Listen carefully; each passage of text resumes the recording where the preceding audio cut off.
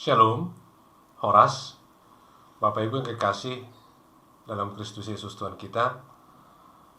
Kita akan bertemu kembali dalam renungan untuk pertangyangan sektor, pertangyangan WEK, kebaktian keluarga di minggu ke-11 setelah Trinitatis. Sebelum kita masuki renungan ini, kita bersatu dalam doa. Damai sejahtera Bapa yang melampaui segala akal budi manusia, itulah kiranya memelihara hati dan pikiranmu di dalam Kristus Yesus Tuhan kita. Amin. Saudaraku, Bapak Ibu yang kekasih, firman Tuhan untuk kita di pertangyangan sektor, pertangyangan WEK, kebaktian keluarga, ditetapkan dari kitab Kejadian 11 ayat 1-9. Saya akan bacakan untuk kita demikian firman Tuhan. Adapun seluruh bumi, satu bahasanya dan satu logatnya.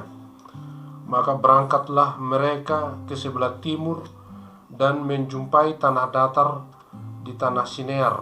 Lalu menetaplah mereka di sana. Mereka berkata seorang kepada yang lain, "Marilah kita membuat batu bata dan membakarnya baik-baik." Lalu bata itulah dipakai mereka sebagai batu dan tergala-gala sebagai tanah liat. Juga kata mereka, "Marilah kita dirikan bagi kita sebuah kota dengan sebuah menara yang puncaknya sampai ke langit. Dan marilah kita cari nama, supaya kita jangan terserak ke seluruh bumi." Lalu turunlah Tuhan untuk melihat kota dan menara yang didirikan oleh anak-anak manusia itu.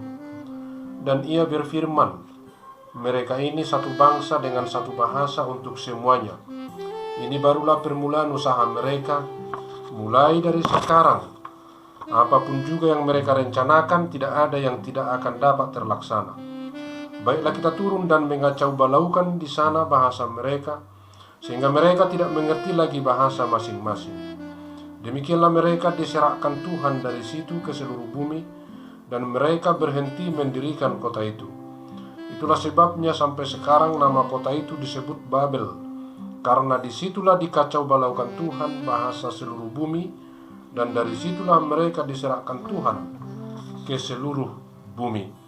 Sampai demikian pembacaan firman Tuhan. Saudaraku, Bapak Ibu yang kekasih dalam Kristus Yesus Tuhan kita, nats yang saya bacakan ini adalah peristiwa di Babel, di mana setelah penghukuman Tuhan melalui air bah, maka manusia kembali menata dirinya dan mereka berkembang teknologinya. Bahkan dalam bacaan ini mereka sudah menemukan sejenis batu bata, yaitu mendirikan kota-kota yang megah. Mereka melakukannya melalui penemuan batu bata ini. Dan tidak hanya membangun kota-kota saja, mereka juga merencanakan membangun sebuah menara yang puncaknya sampai di langit. Dan Tuhan turun dan mengacau balaukan bahasa mereka. Itulah nats kita. Saudaraku, apakah salah dengan teknologi? Ya pastinya tidak. Yang menjadi masalah bukan teknologi mereka, tetapi apakah persoalan di Babel sehingga menara itu terbengkalai dan tidak dilanjutkan pembangunannya. Saya akan coba bacakan ayat yang keempat tadi. Juga kata mereka, "Marilah kita dirikan bagi kita sebuah kota dengan sebuah menara yang puncaknya sampai ke langit. Dan marilah kita cari nama, supaya kita jangan terserak ke seluruh bumi." Saudaraku, orang-orang di Babel merencanakan sebuah menara yang puncaknya sampai ke langit. Dalam pemahaman mereka, langit itu adalah tempatnya Tuhan, rumahnya Tuhan. Jadi membangun menara sampai di langit itu sama dengan menyamai Tuhan, menyaingi Tuhan. Mereka membuat perencanaan di luar Tuhan. Teknologi, pengetahuan yang mereka punya, mereka gunakan untuk menyaingi Tuhan. Dan itulah sebuah kesombongan, kecongkakan, tinggi hati mereka. Lalu Tuhan cemburu, Tuhan marah dan turun untuk mengacau balaukan bahasa mereka. Dan dalam bacaan ayat 4 tadi dikatakan mencari nama. Jadi mereka ini ingin mencari nama untuk dirinya, untuk kelompoknya. Teknologi ilmu pengetahuan yang dimiliki digunakan untuk membesarkan namanya, dan inilah yang Tuhan tidak mau. Karena Tuhan ingin apapun yang kita miliki, pengalaman kita yang banyak, pengetahuan kita yang tinggi, kecerdasan, teknologi, seharusnya dimanfaatkan, digunakan untuk memuliakan nama Tuhan, bukan untuk mencari nama, mencari pujian, atau kebanggaan-kebanggaan semu. Itulah yang menjadi masalah. Jadi bukan teknologi. Sekali lagi, teknologi itu bukan dosa dan pembangunan itu tidak salah. Tetapi ketika itu digunakan bukan untuk memuliakan nama Tuhan, tetapi mencari pujian, mencari nama, maka Tuhan akan menghukum.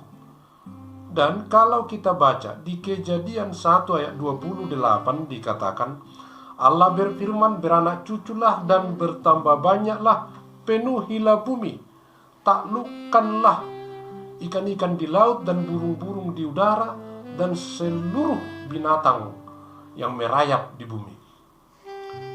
Jadi itulah firman Tuhan setelah manusia diberkati supaya beranak cucu dan memenuhi bumi. Tetapi tadi di ayat 4 orang-orang di Babel mengatakan supaya kita tidak berserak. Dan itu sudah jelas melanggar dan melawan firman Tuhan, perintah Tuhan supaya mereka berserak memenuhi bumi. Lalu Tuhan turun, dan Tuhan sekali lagi tidak anti dengan teknologi. Tuhan tidak pernah mengacau balaukan teknologi mereka, tapi mengacau balaukan bahasa mereka, sehingga mereka tidak saling mengerti. Walaupun bahasanya sama, tetapi tidak saling mengerti. Yang satu minta gergaji, lalu yang lain memberi paku. Yang satu minta martel, yang lain memberi batu. Mereka benar-benar tidak saling mengerti. Kacau. Karena pengertian itu lahir dari hati yang didiami oleh Roh Kudus, Roh Tuhan. Jadi walaupun bahasanya sama, tetapi mereka tidak saling mengerti. Berbeda dengan di Kisah Para Rasul 2, di mana pencurahan Roh Kudus terjadi, beraneka ragam bahasa bisa saling mengerti karena Roh Kudus sudah menguasai hati mereka. Mereka saling mengerti. Tetapi di Babel mereka saling tidak mengerti, lalu mereka berserak. Saudaraku yang berbahagia di dalam Kristus Yesus Tuhan kita, topik minggu ini pengendalian diri terhadap teknologi. Ya, teknologi sekali lagi tidak salah, itu bukan dosa. Dan di setiap zaman, di setiap peradaban, manusia membutuhkan teknologi sebagai cara untuk menghadapi kehidupan di setiap zaman. Maka teknologi itu dibutuhkan, dan itu tidak salah. Dan nats kita ini bukan teknologinya yang salah, tapi ketika manusia di Babel memakai teknologi dan pengetahuan itu untuk mencari nama bagi mereka, bukan untuk memuliakan nama Tuhan, maka Tuhan akan menghukum. Saudaraku, nats ini sangat relevan di tengah-tengah kita saat ini, di mana zaman ini disebut-sebut sebagai zaman revolusi industri 4.0 dan ditandai dengan pemakaian digitalisasi atau mesin-mesin yang sangat luar biasa. Bahkan mesin-mesin dan teknologi sudah banyak menggantikan tenaga manusia. itu sesungguhnya tidak masalah, dan di sana tidak ada persoalan bagi Tuhan.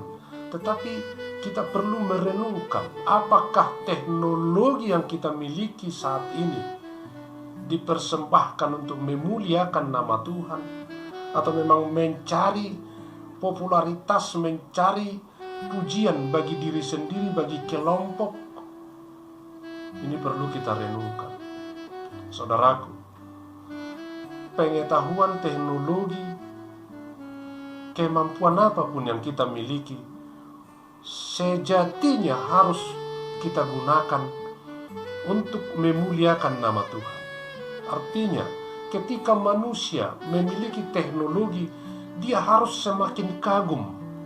Apalagi di tengah-tengah pandemi COVID-19 saat ini, kita harusnya semakin kagum melihat Tuhan kita, karena jauh sebelum COVID-19 Tuhan sudah mempersiapkan manusia, memberikan bagi manusia pengetahuan dan teknologi yang tinggi.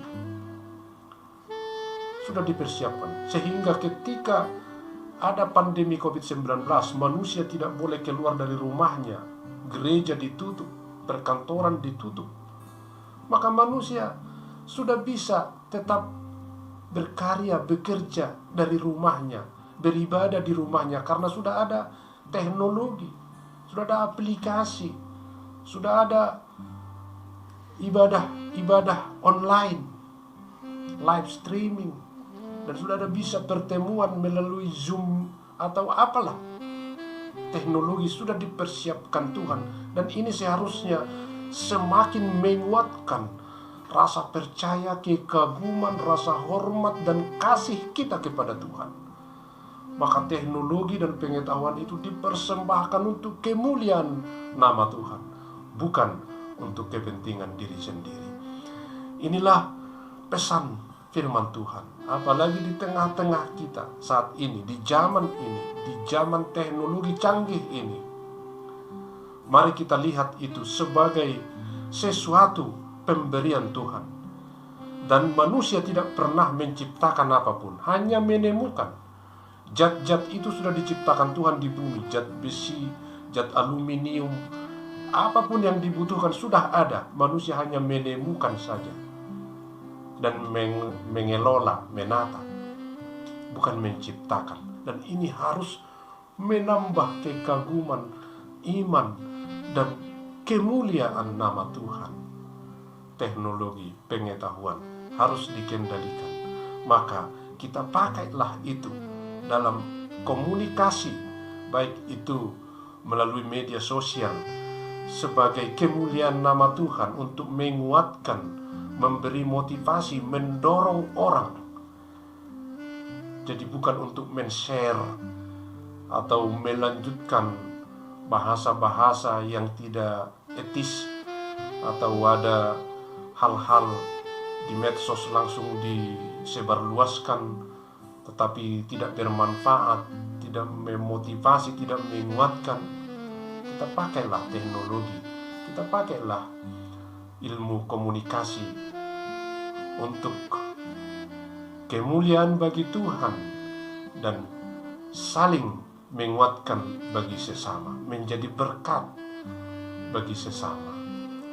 Dan Tuhan sudah menyediakan segala sesuatu, dan itu akan menjadi berkat.